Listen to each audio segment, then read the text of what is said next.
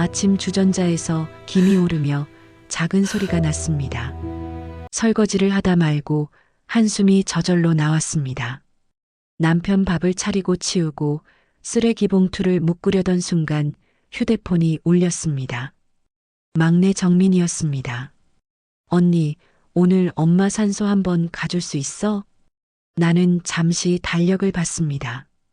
엄마 기일을 지나긴 했지만 마음 한구석이 계속 걸렸던 며칠이었기에 그래, 나라도 가야지 하는 생각이 들었습니다. 거실에서 TV를 보던 남편이 말했습니다. 또 산소야?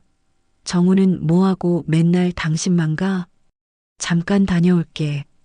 이런 대화는 하루 이틀이 아니라 더 말하면 싸움만 되기에 나는 말없이 주방을 한 번 더 정리하는 척 했습니다.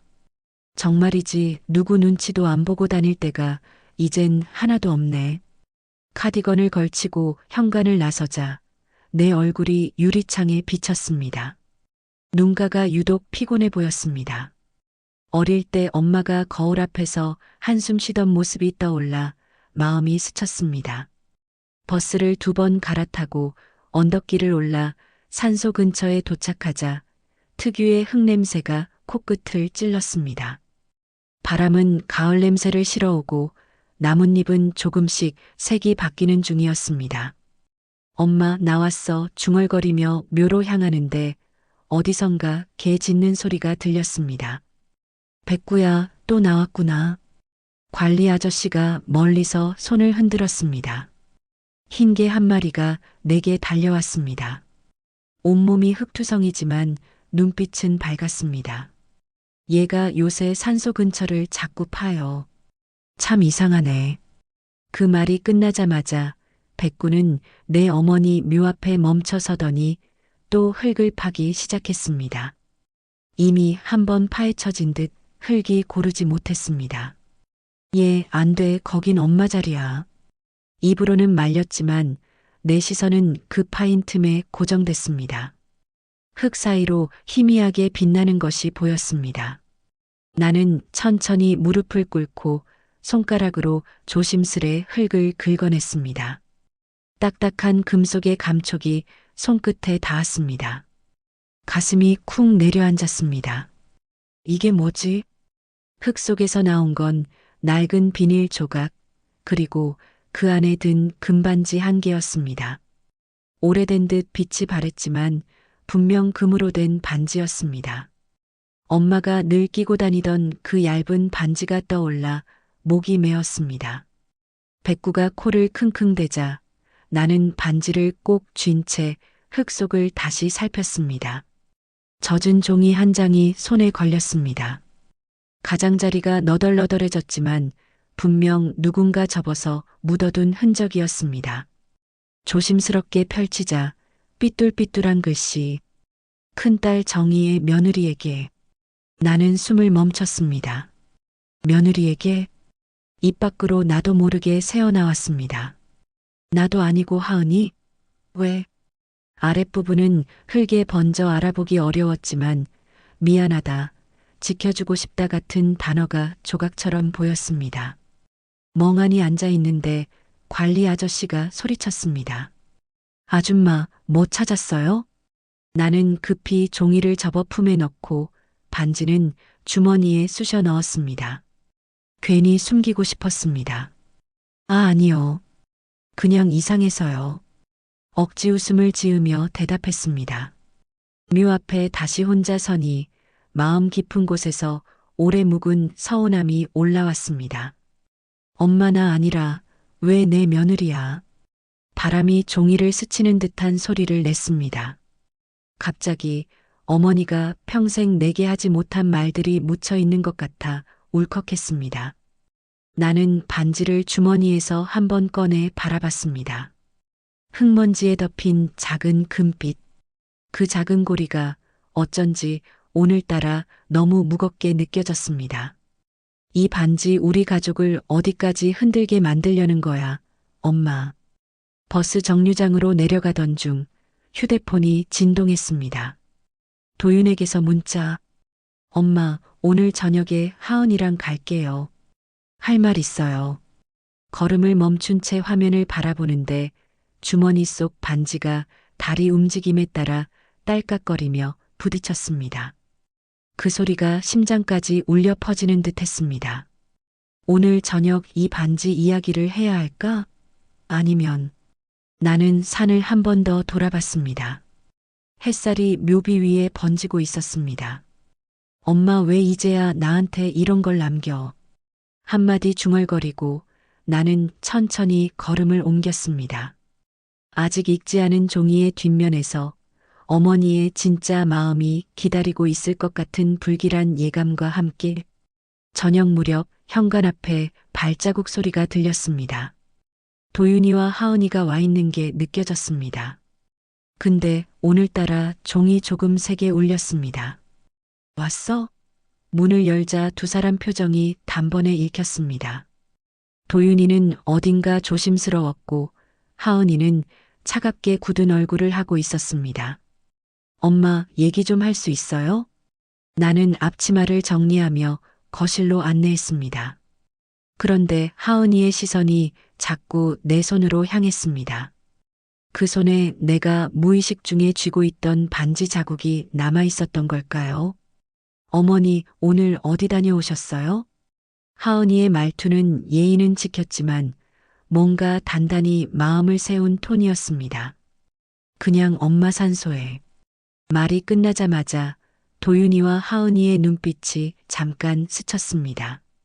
서로 어떤 대화를 미리 나누고 온 듯한 느낌이 들었습니다. 도윤이가 먼저 입을 열었습니다. 엄마 하은이한테 뭔가 주려고 했어요? 나는 갑작스러운 말에 순간 멍해졌습니다.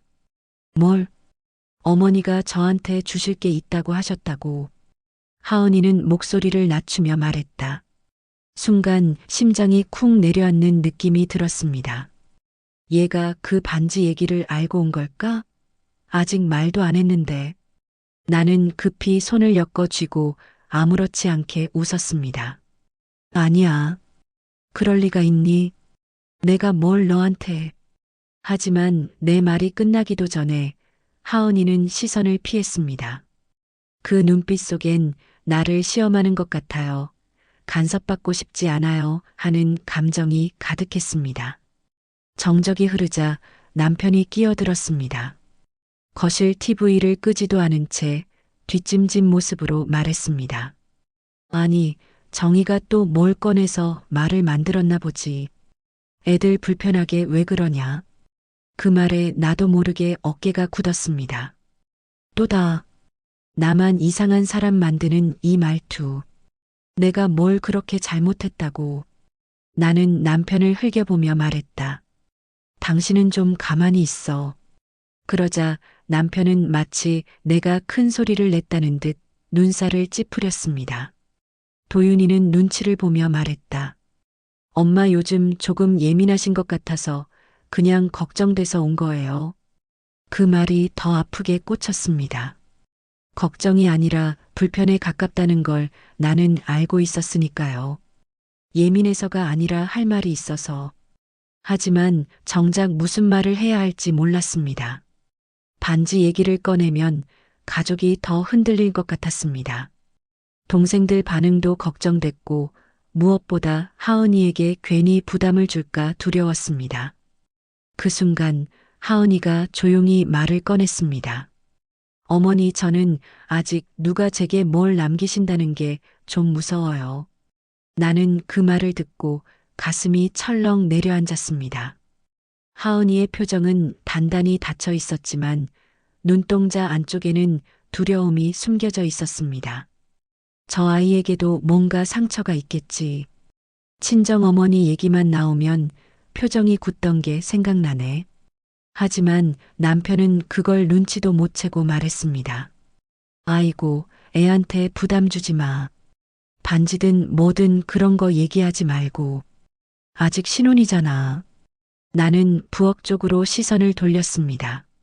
식탁 위에 차마 치우지 못한 도마 위 대파가 말라가고 있었습니다. 내 말은 아무도 들을 생각이 없구나. 내가 왜 산소에 갔는지, 그 반지가 왜 나왔는지, 엄마가 왜 며느리에게라 썼는지. 아무도 궁금해하지 않는구나. 도윤이가 다시 입을 열었습니다. 엄마 그냥 하은이한테 부담 가는 행동은 조금 자제해줘요. 우리도 맞춰가고 있는 중이라. 그 말이 마지막 결정타였습니다. 나는 조용히 숨을 삼켰습니다. 눈시울이 뜨거워졌지만 애써 고개를 끄덕였습니다. 그래, 알았다. 내 목소리는 최대한 흔들리지 않으려 애썼습니다. 하지만 마음속에서는 외마디가 터지고 있었습니다. 대체 내가 뭘 했다고 엄마 반지 하나 만졌을 뿐인데. 하은이가 조심스레 덧붙였습니다. 어머니, 저희 그냥 천천히 알아가면 좋겠어요. 순간 그 말이 또 가시처럼 꽂혔습니다. 마치 지금까지 나는 너무 성급하게 다가갔다는 뜻처럼 들렸습니다. 집안 공기가 축축하게 내려앉았습니다. 나는 도마 위 대파를 조용히 집어들고 다시 싱크대로 향했습니다. 물을 틀자 차가운 물줄기가 손 위로 쏟아졌습니다. 그래, 오늘도 참는 거지. 평생 그래왔으니까. 근데 엄마 당신은 왜 그 반지를 묻어둔 거야? 왜 하필 며느리에게라고 썼어? 그 이유라도 알 수 있다면 내가 이렇게까지 서럽진 않을 텐데. 뒤에서 도윤과 하은이가 정중히 인사를 하고 나갔습니다. 남편은 TV를 다시 켰습니다. 딸깍 버너가 켜지는 소리를 들으며 나는 숟가락을 하나하나 정리했습니다. 그때 문득 주머니 속의 반지가 살짝 부딪혀 작은 금소금이 났습니다. 딱! 나는 손을 멈추고 눈을 감았습니다. 엄마가 남긴 이 반지. 지금 이 집안 전체가 흔들리기 시작한 건 어쩌면 시작일 뿐일지도 모르겠다. 저녁을 치르고 나니 집안이 이상하리만큼 조용했습니다. 식탁 위에는 여전히 물기가 마르지 않은 그릇들이 놓여 있었고 싱크대 안쪽에서 물이 톡, 톡 떨어지는 소리가 자꾸 귓가에 남았습니다. 도윤이 부부가 나가고 난 뒤 남편은 TV 소리를 높였고 나는 괜히 부엌 행주를 한 번 더 짜며 마음을 정리하려 애썼습니다. 하지만 아무리 멈추려 해도 하은이의 굳은 얼굴과 부담이에요라는 말이 귀에서 떠나지 않았습니다. 부담? 정말 내가 뭘 그렇게 잘못한 걸까? 핸드폰을 만지작거리다가 결국 동생 정우에게 전화를 걸었습니다. 산소에서 나온 반지를 혼자 품고 있는 게 점점 더 무겁게 느껴졌기 때문이었습니다. 정우야, 혹시 엄마 묘 옆에 뭐 묻은 거 본 적 있어? 정우의 대답은 기대했던 것보다 훨씬 날카로웠습니다. 언니 또 왜? 갑자기 왜 묻은 걸 찾고 그래? 뭐가 나왔어? 순간 내가 잘못한 사람이라도 된 듯한 서늘함이 밀려왔습니다. 그렇다고 말하지 않을 수도 없었습니다. 그냥 반지 하나가 나와서. 말이 끝나자마자 정우는 짧게 숨을 들이켰습니다. 언니, 엄마 묘는 건들지 말랬잖아. 그거 관리 아저씨가 잘못해서 파진 걸 수도 있지. 언니가 왜 자꾸 뭘 뒤져? 그 말에 나는 잠시 말문이 막혔습니다. 뒤진다고? 그렇게 들릴 수도 있겠지만 그건 아니었습니다. 뒤지려던 게 아니라 그냥 배꼽가 파서. 언니는 늘 그래. 엄마 살아계실 때는 바쁘단 이유로 잘 안 오더니 이제 와서 왜 이래? 반지면 반지고 그런 게 중요한 게 아니잖아. 순간 가슴이 꽉 조여오며 뜨거운 것이 목까지 차올랐습니다. 그래, 결국 또 이 얘기구나. 내가 못 지킨 딸이었단 얘기. 더는 말을 이어갈 수가 없어. 알았어. 한마디를 겨우 내뱉고 통화를 끊었습니다. 휴대폰 화면이 꺼지자 거실 불빛이 유난히 차가워 보였습니다. 남편은 여전히 TV만 보고 있었습니다. 나는 잠시 그 뒷모습을 바라보다가 조용히 방으로 들어갔습니다. 주머니에서 반지를 꺼내 손바닥에 올려놓았습니다. 작고 얇은 금반지. 엄마가 평생을 끼고 다니던 바로 그 반지. 엄마 왜 이걸 며느리한테 남긴 거야? 말을 내뱉는 순간 눈물이 뚝 떨어져 반지 위에 작은 방울을 만들었습니다. 나는 손등으로 눈가를 닦고 종이를 펼쳐 더 읽어보려 했지만 흙과 물에 번진 글씨는 여전히 알아보기 어려웠습니다. 그러다 문득 한 사람이 떠올랐습니다. 막내 정민. 정민이라면 엄마 물건을 더 보관하고 있을지도 몰라. 나는 가방을 들고 나갈 채비를 했습니다. 밤 공기가 차갑겠지만 지금이 아니면 용기가 사라질 것 같았습니다. 현관을 나서려는데 남편이 말했습니다. 어디가? 또 친정이야? 잠깐 정민이 좀 볼게. 내일 가도 되잖아. 왜 이렇게 예민해져서 돌아다녀? 나는 대답하지 않았습니다. 말해봤자 이해 못할 사람이라는 걸 알고 있었으니까요. 그저 문을 조용히 닫고 나왔습니다. 정민의 원룸 앞에 도착했을 때 문틈으로 불빛이 새어나왔습니다. 나는 조심스레 초인종을 눌렀습니다. 언니, 이 시간에 웬일이야? 문을 열어준 정민의 얼굴에는 놀람이 비쳤습니다. 나는 반지와 쪽지를 꺼내 조심스럽게 건넸습니다. 정민아, 이거 엄마 묘에서 나온 거야. 정민은 눈을 크게 뜨고 반지를 바라보았습니다. 그리고 종이를 펼쳐보자마자 입술을 질끈 물었습니다. 언니, 이거 아무한테도 말하지 마. 엄마가 언니한테 죄책감이 있었던 것 같아. 죄책감? 정민은 조심히 고개를 끄덕였습니다. 엄마가 가끔 그랬어. 정희는 시댁에 잡혀서 고생만 한다고. 그래도 장녀니까 부담 준다면서. 언니 얘기 나오면 항상 울먹였어. 그 말을 듣는 순간 가슴 깊은 곳에서 묵직한 게 끌려 올라왔습니다. 엄마가 나 때문에 울었다는 사실이 믿기지 않았습니다. 정민이 말했다. 언니, 우리 엄마 일기 찾아보자. 엄마가 말 못 남긴 게 있을지 몰라. 나는 그 순간 처음으로 누군가가 내 편에 서준다는 느낌을 받았습니다.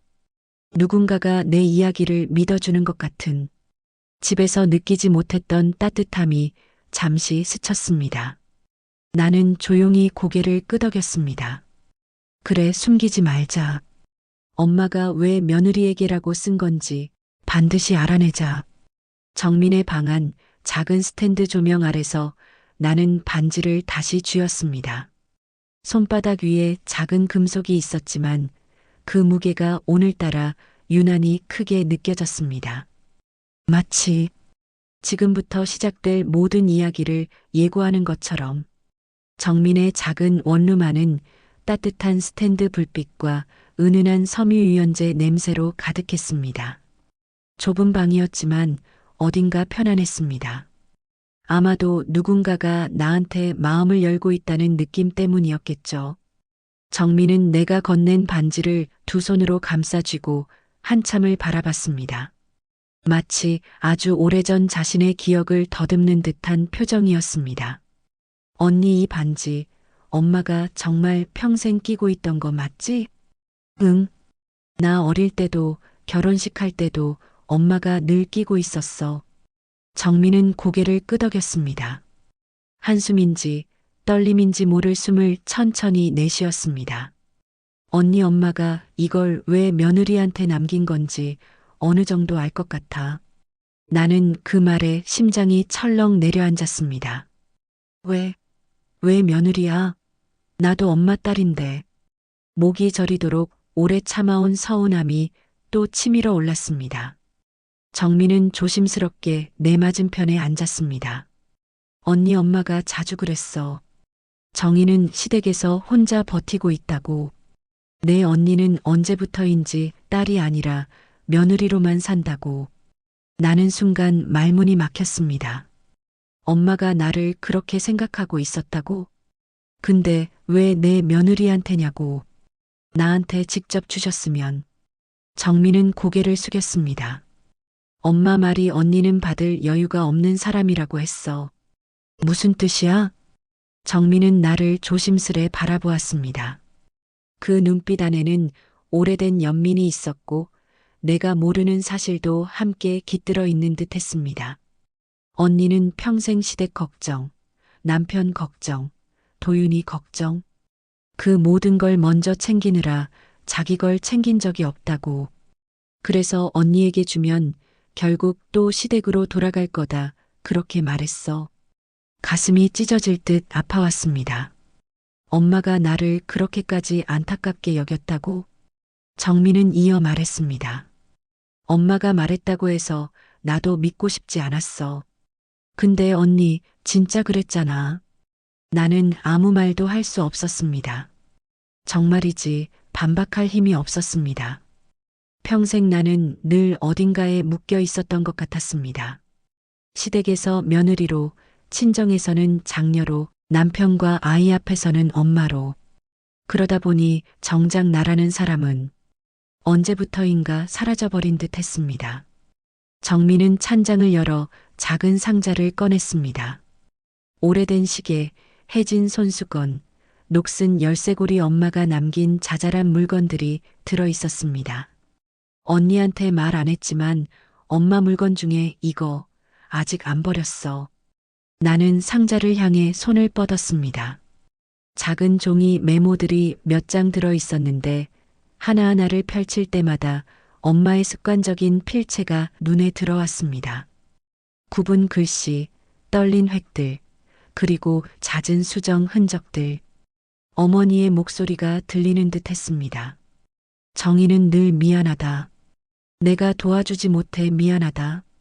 나중에라도 내 마음을 알아줬으면. 정민이 내 표정을 읽고 조심스레 말을 이어갔습니다. 언니, 엄마는 언니가 힘들다는 걸 알고 있었어. 근데 언니가 말 안 하니까 더 미안해했어. 나는 메모를 손에 쥔 채 숨을 크게 들이켰습니다. 한동안 잊고 살았던 엄마의 손 냄새가 문득 떠올랐습니다. 설거지 비누 냄새에 희미하게 섞인 따뜻한 손의 온기. 그럼 왜 며느리라고 썼을까? 그게 아직도 이해가 안 돼. 정민은 반지와 종이를 번갈아 보더니 조용히 말했습니다. 언니한테 직접 주면 언니가 더 아플까봐 그랬던 것 같아. 내가 아플까봐? 응. 언니는 받은 것도 죄책감 느끼는 사람이잖아. 엄마도 그걸 알고 있었던 거지. 나는 고개를 숙였습니다. 그 말이 너무 아프게 맞아떨어졌습니다. 정민은 마지막으로 이렇게 말했습니다. 언니, 이제 언니도 언니 편 좀 들어줘. 그 말은 생각보다 더 크게, 더 깊이 가슴을 울렸습니다. 누군가가 내 편에 서준다는 게 이렇게 따뜻한 거였나요? 나는 조용히 고개를 끄덕였습니다. 그리고 결심했습니다. 그래, 숨기지 말자. 엄마가 왜 그 문장을 썼는지, 엄마 마음의 진짜 이유를 내가 찾아낼 거야. 정민은 내 손을 잡아주었습니다. 작은 방 안 스탠드 조명이 우리 두 사람의 그림자를 벽에 길게 드리웠습니다. 반지는 여전히 내 손 안에서 묵직하게 무게를 주장하고 있었지만 이제는 혼자가 아니었습니다. 이제 시작이다. 정민의 원룸은 허리가 굽은 오래된 책장과 작은 스탠드 조명뿐이었지만 그 방 안 공기는 어느 때보다 무거웠습니다. 정민이 상자 안쪽을 더 뒤지자 구겨진 노트 한 권이 손에 잡혔습니다. 표지가 반쯤 떨어져 나간 낡은 공책이었습니다. 언니 이거 엄마가 병원에 계실 때 적던 일기야. 마지막 몇 달치 일기. 그 말에 심장이 순간 움찔했습니다. 정민이 조심스럽게 노트를 펼쳤고 나는 스탠드 불빛 아래에서 페이지를 바라봤습니다. 휘갈겨 쓴 글씨, 떨리는 획. 그 속에는 내가 몰랐던 엄마가 있었습니다. 일기일부. 정희는 오늘도 온다고 해놓고 못 왔다. 시댁에서 일이 생겼다며 미안하다고 했다. 나는 안다. 그 말이 진심이 아니라는 걸. 내 딸은 내 딸이 아니라 누군가의 며느리가 되어버렸다. 말도 마음도 다 참고 사는 게 눈에 보이는데 내가 해줄 수 있는 게 없다. 그래도 큰딸의 며느리는 똑똑한 아이다. 그 아이에게는 내가 못해준 말을 전하고 싶다. 나는 읽던 손이 덜덜 떨렸습니다. 가슴 한가운데가 서늘하게 쪼개지는 느낌이었습니다. 나한테 한 말이야, 정민아? 이게 정말 엄마가 쓴 거 맞아? 정민은 천천히 고개를 끄덕였습니다. 언니 엄마는 언니가 너무 바쁘다고, 너무 참고 산다고 그게 미안했다고 했어. 나는 노트를 더 훑어봤습니다.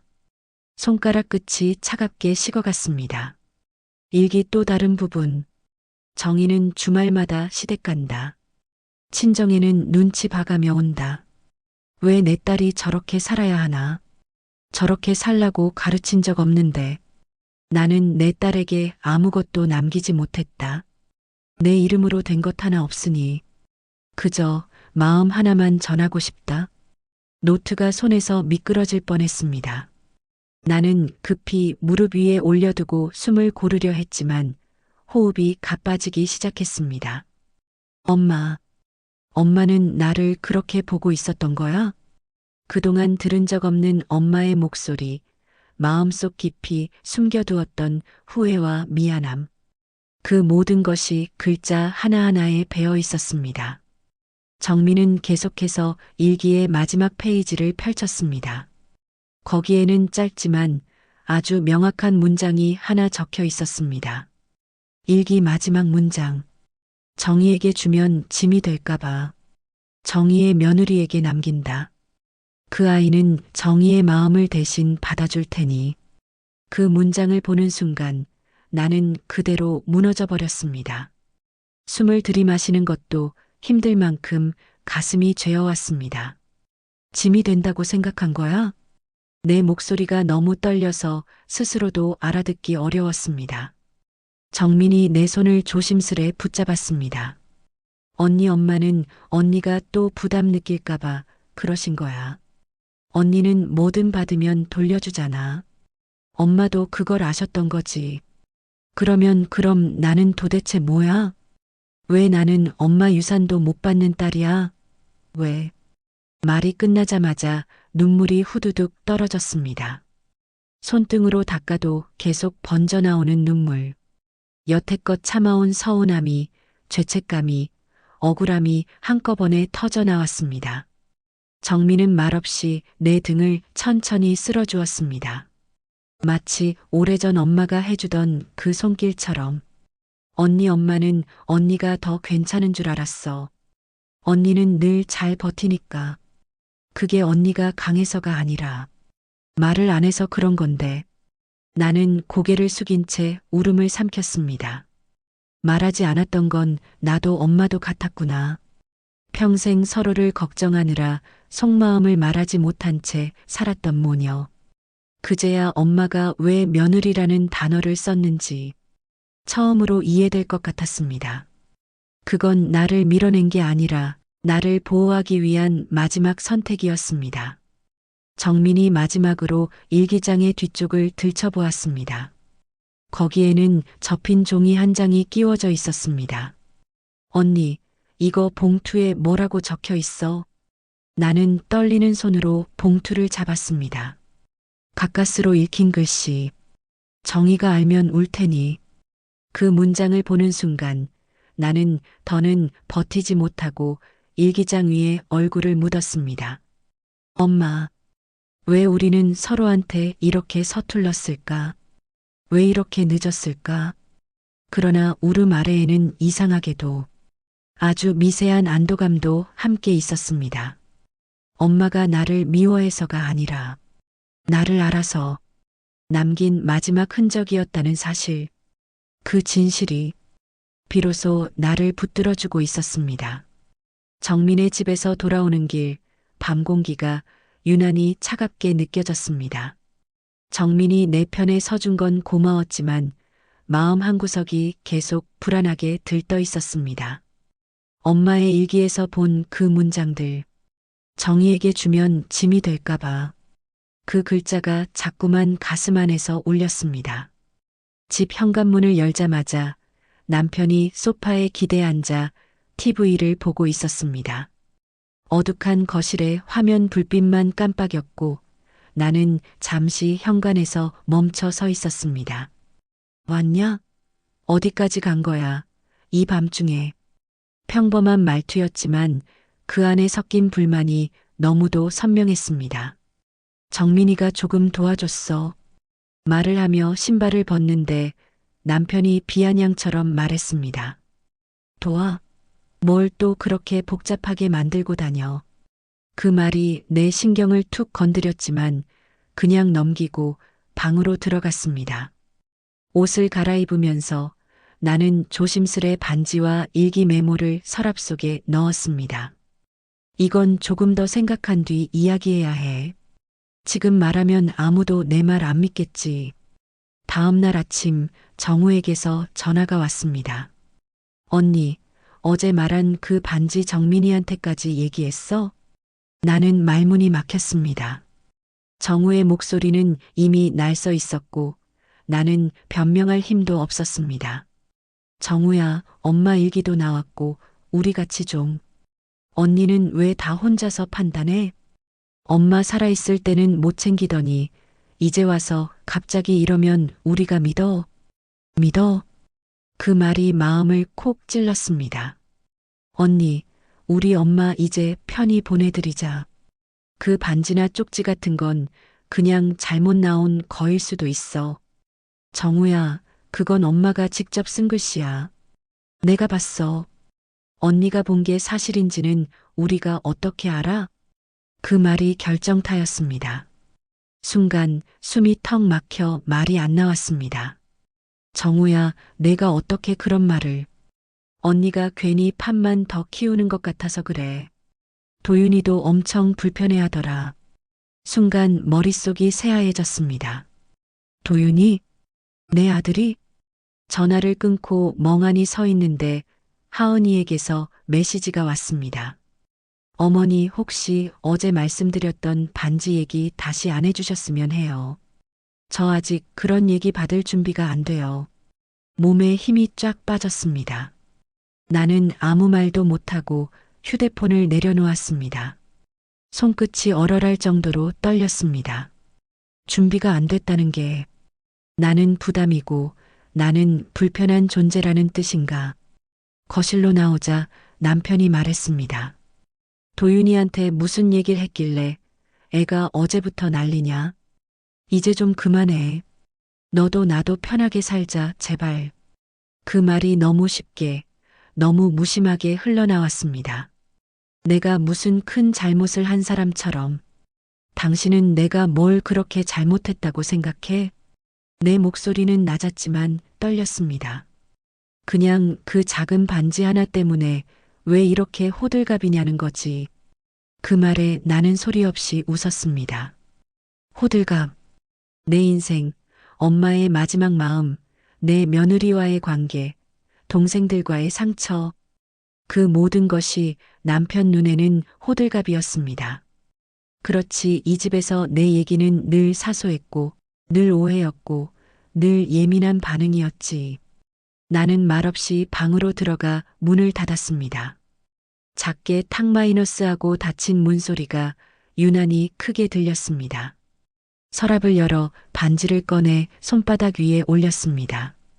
작은 금반지는 햇빛 한 조각도 받지 못한 채 조용히 누워 있었습니다. 아무 말도 하지 않지만 엄마의 울먹이는 숨결이 그 안에 남아있는 듯 했습니다. 그 순간 휴대폰이 또 울렸습니다. 이번엔 하은이었습니다. 망설이고 망설이다가 나는 전화를 받았습니다. 어머니, 죄송한데요. 저희는 그냥 평범하게 살고 싶어요. 어머니가 뭔가 남겨주신다거나 그런 말 저는 너무 부담스러워요. 그 말에 나는 멍해졌습니다. 하은이의 목소리는 떨리고 있었지만 단단하게 닫혀 있었습니다. 하은아, 그게 내게 부담 주려던 건 아니야. 엄마가 남긴 반지라서. 네, 알겠는데 저는 그냥 제 삶 지키고 싶어요. 어머니 마음이 어떤지는 알겠지만 지금은 너무 복잡하고 무서워요. 무서워? 내가? 내 마음이? 그 말을 듣는 순간 뭔가 뚝 하고 끊어지는 느낌이 들었습니다. 그래, 알겠다. 그 말만 겨우 하고 전화를 끊었습니다. 방 안 공기가 갑자기 텅 비어 보였습니다. 손에 쥔 반지가 점점 뜨거워지는 듯 했습니다. 나는 조용히 바닥에 주저앉았습니다. 두 손으로 얼굴을 감싸며 속으로 중얼거렸습니다. 엄마, 나는 왜 여기서도 저기서도 끝내 한 사람의 편이 되지 못할까? 내가 서 있는 이 자리, 장녀로도 며느리로도 엄마로도 아내로도 누구의 마음에도 온전히 닿지 못한 자리, 그 사실이 오늘따라 유난히 잔인하게 다가왔습니다. 그리고 문득 아주 깊은 곳에서 알 수 없는 불길한 예감이 서늘하게 올라왔습니다. 이 반지, 이제부터가 정말 시작이겠지. 며칠 뒤 도윤에게서 연락이 왔습니다. 엄마 주말에 잠깐만 볼 수 있어요? 하은이가 얘기하고 싶대요. 그 말만으로도 가슴이 덜컥 내려앉았습니다. 하은이가 먼저 보자는 건 처음이었으니까요. 하지만 한편으론 불안이 거치지 않았습니다. 이제 정말 끝장을 보자는 건가? 나는 떨리는 마음으로 아들 집을 찾았습니다. 초인종을 누르자 문이 조용히 열리고 하은이가 잠시 멈춰 선 채 나를 바라봤습니다. 표정은 읽기 어려웠습니다. 굳은 것도 아니고 풀린 것도 아니고 그냥 결심한 얼굴. 나는 조심스레 말했다. 하은아, 그래, 얘기하자. 거실에 앉자 묘한 침묵이 길게 흘렀습니다. 도윤은 우리 사이에서 어쩔 줄 모르는 표정을 하고 있었고 하은이는 뜨거운 차를 앞에 두고 손을 맞잡고 있었습니다. 그때 하은이가 조용히 입을 열었습니다. 어머니, 저 어머니께 솔직하게 말씀드리고 싶어요. 나는 살짝 고개를 끄덕였습니다. 저는 어머니가 무서웠어요. 그 말이 너무 정직해서 오히려 숨이 턱 막혔습니다. 무서웠다고? 네, 저는 제 친정이 많이 복잡해서 누가 저한테 뭔가를 주거나 기대를 하면 그게 너무 마음이 흔들려요. 부담스럽고. 하은이의 목소리는 떨리고 있었지만 거짓은 없었습니다. 나는 오래 참아온 숨을 천천히 내쉬었습니다. 그랬구나, 그랬어. 하은이가 놀란 눈으로 나를 보았습니다. 나는 손바닥을 조심스레 펼쳐 보였습니다. 그 위에는 엄마의 반지였습니다. 도윤이와 하은이의 시선이 동시에 반지로 꽂혔습니다. 이 반지 너한테 주려고 한 게 아니었어. 내 목소리가 처음엔 낮았지만 점점 단단해졌습니다. 내 엄마가 마지막으로 남긴 마음이야. 하은이는 놀라서 손을 입에 가져갔습니다. 나는 천천히 가방에서 낡은 쪽지를 꺼냈습니다. 흙이 말라붙어 있는 종이, 번져버린 글씨들, 그리고 또박또박 적힌 문장. 큰딸 정희의 며느리에게. 하은이는 숨을 삼키는 소리를 냈습니다. 그 눈빛 속에 두려움이 다시 올라오는 것을 보자 나는 손을 내저었습니다. 아니야. 그 뜻이 아니야. 엄마는 날 너무 잘 알아서 그랬던 거야. 도윤이와 하은이가 동시에 나를 바라봤습니다. 나는 천천히 일기장을 꺼냈습니다. 엄마가 마지막 몇 달 동안 쓴 일기야. 여기 엄마 마음이 다 적혀 있어. 도윤이의 얼굴이 사색이 되었습니다. 하은이는 손을 떨며 일기장을 바라보고 있었습니다. 나는 힘주어 말했다. 하은아, 너한테 주려고 한 게 아니라 나 때문에 준 거야. 저 때문에요? 나는 고개를 끄덕였습니다. 그리고 떨리는 목소리로 계속했습니다.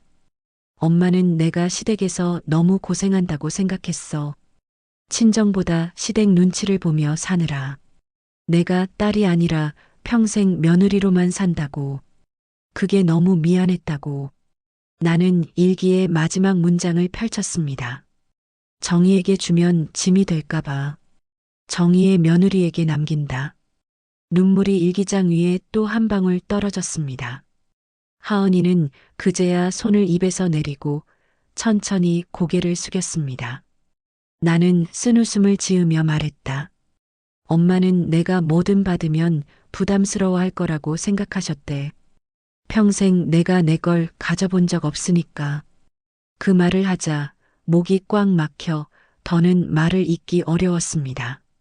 도윤이의 표정이 서서히 일그러졌습니다. 엄마 그걸 왜 이제 말했어요? 왜 혼자? 나는 눈을 감았습니다. 말해도 아무도 믿지 않았잖니. 그 말에 도윤의 얼굴이 무너졌습니다. 하은이도 조심스럽게 울음을 참는 듯 고개를 숙였습니다. 나는 반지를 다시 손바닥에 올려두고 그 둘을 바라봤습니다. 이 반지 가져가란 말 아니야. 그냥 내 엄마가 어떤 마음으로 떠났는지 너희가 알아줬으면 좋겠어. 하은이가 조심스레 물었습니다. 어머니, 저 어머니 때문에 그런 게 아니라 제가 어머니 마음을 오해해서. 나는 고개를 저었습니다. 괜찮아. 내 마음도 이해해. 너도 불안했겠지. 나도 평생 불안했으니까. 하은이의 눈에서 눈물이 한 방울 떨어졌습니다. 도윤은 갑자기 내 손을 꼭 잡았습니다. 엄마 이제 그만 혼자 버티지 마요. 우리 이제 같이 알아가요. 할머니가 왜 그 문장을 남겼는지도 우리 같이 풀어가요. 나는 그 순간 참아왔던 감정이 한꺼번에 터져 나와 버렸습니다. 어깨가 들썩이고 목을대가 떨리고 말이 나오지 않았습니다. 하은이가 아주 조심스럽게 내 옆으로 와 앉았습니다. 그리고 마치 깨질 것 같은 마음을 어루만지는 손길로 내 등을 살며시 쓸어줬습니다. 어머니, 죄송해요. 제가 너무 겁이 많아서 어머니 마음을 제대로 못 봤어요. 그 말에 나는 고개를 숙인 채 울음을 삼켰습니다. 그래. 엄마가 남긴 마지막 마음. 이제야 조금씩 닿기 시작하는구나. 방 안 공기가 아주 천천히 따뜻하게 변해가고 있었습니다. 며칠 뒤 나는 오래 미뤄두었던 일을 하기 위해 아침 일찍 집을 나섰습니다. 손에 작은 비닐봉투와 꽃 한 다발을 들고 버스를 타고 시골 산길을 걸어 올라갔습니다. 엄마 산소 앞에 이르자 차가운 공기가 뺨을 스쳤습니다. 엄마 나왔어. 백구가 어디선가 뛰쳐나와 꼬리를 흔들며 내 곁으로 왔습니다. 그 아이의 흙 묻은 발자국을 보며 마음이 이상하게 쿡 찔렸습니다. 엄마가 남긴 마지막 흔적을 처음 발견하게 해준 것도 이 아이였으니까요. 나는 무릎을 꿇고 봉투를 열었습니다.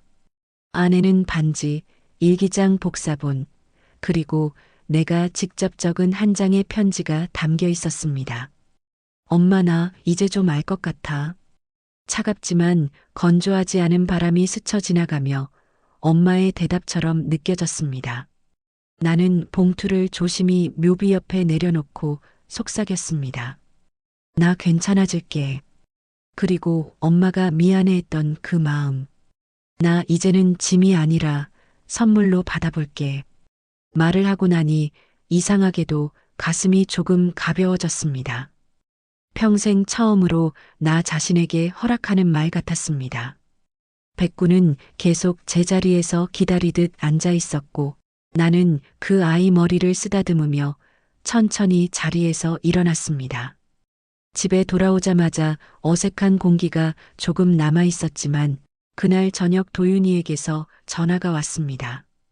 엄마 이번 주말엔 우리가 갈게요. 하은이가 직접 말씀드리고 싶대요. 나는 잠시 망설였지만 그래도 부드러운 목소리로 대답했습니다. 그래 와라. 뭐라도 따뜻하게 해줄게. 전화를 끊고 냉장고를 열었습니다. 평소와 다르지 않은 반찬들, 마른 멸치, 배추김치, 두부팩. 그런데 하나하나 꺼내다 보니 어느새 마음이 단단하게 준비되는 느낌이 들었습니다. 그래, 한 번쯤은 괜찮지. 내가 늘 참아온 것도 이제는 선택할 수 있으니까. 주말이 되자 도윤 부부가 집에 들어왔습니다. 하지만 이번엔 문을 여는 얼굴이 달랐습니다. 경계도 불편함도 없이 조금은 미안함과 조금은 다가오려는 마음이 담긴 얼굴. 하은이가 먼저 다가왔습니다. 어머니 지난번에 제대로 말씀 못 드렸어요. 저 어머니 마음이 무서웠던 게 아니라 제가 사랑받는 게 익숙하지가 않아서 그랬어요. 나는 천천히 그녀의 손을 잡았습니다. 손끝이 차갑고 떨리고 있었습니다.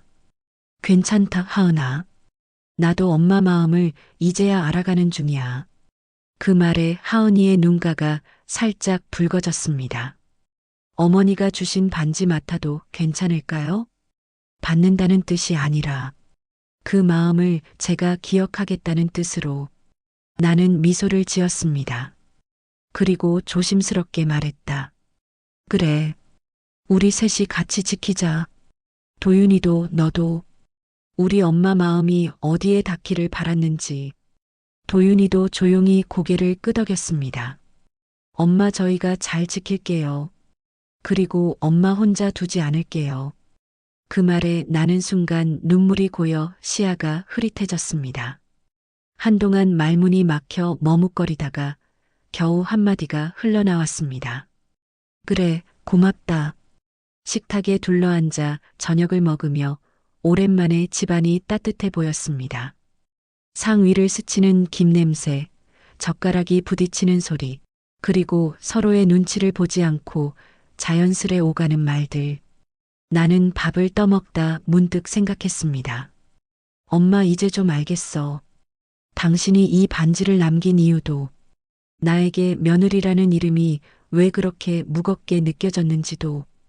밥숟가락을 내려놓고 조용히 한숨을 내쉬는데 남편이 나를 힐끗 보며 어색하게 말했습니다.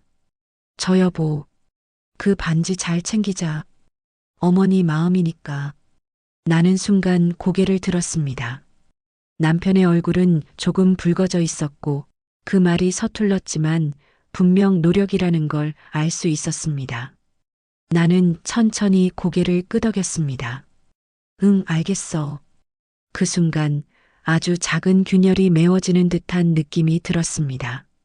서툴고 늦었지만 그래도 도착한 변화. 식탁을 치우고 나서 나는 반지를 작은 상자에 넣어 장롱 속에 넣었습니다. 하지만 그 상자를 닫으며 마음속에 떠오른 감정은 슬픔이 아니었습니다. 조용한 안도, 늦게라도 닿은 마음에 대한 감사. 나는 스탠드 불을 켜고 가만히 혼잣말했습니다. 엄마, 나는 이제부터라도 나 편 좀 들어보려고. 내 딸처럼 살아온 며느리도, 내 아들도, 그리고 나 자신도 조금씩은 품어보려고. 창밖에서는 봄바람이 살짝 불어 커튼 끝을 흔들었습니다. 나는 창밖을 바라보며 마치 엄마가 마지막으로 남긴 말처럼 들리는 한 문장을 조용히 되뇌었습니다. 이제 괜찮아. 그리고 아주 긴 시간 동안 닫혀있던 내 마음도 조금씩 열리기 시작했습니다.